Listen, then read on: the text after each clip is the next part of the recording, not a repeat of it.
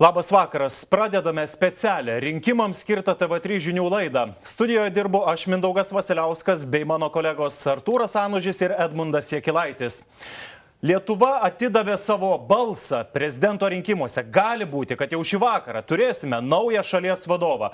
Tad nieko nelaukęs kreipiuosi į kolegą Artūrą, kokie pirmieji skaičiai. Labas Mindaugai, labas TV3 žiūrovai. Pirmieji skaičiai yra tokie. Pirmiausia, pasakysiu apie aktyvumą.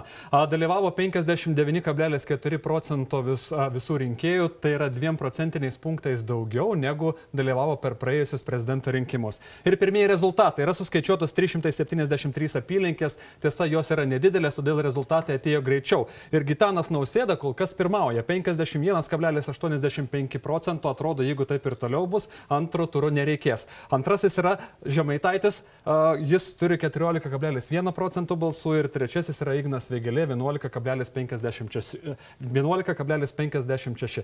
Aišku, rezultatai keisis, ypač kai ateis rezultatai iš didžiųjų miestų. Būtent, ko laukiame daugiau rezultatų, noriu kreiptis į Edmundą Jakilaitį. Kokiosgi didžiausios šių rinkimų intrigos? Mindaugai, rinkimų intrigų tikrai yra daug. Pirmiausia, ar bus antras turas? Aš manau, kad jis tikrai bus. Ypač tai turėtų išryškėti ateinant rezultatams iš apylinkių.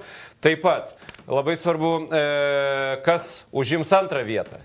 Jeigu bus antras turas, o jis tikėtina bus, kas bus antras? Ar pavyks Ignui Vėgėlei šauti į politikos aukštumas ir taip nusitiesti politinę karjerą greičiausiai Seime? Kiek balsų gaus Rusijos propagandą kartojas Vaitkus? Irgi labai įdomus klausimas. Yra viena apylinkė Šalčininkų rajone, kur jis užima pirmą vietą.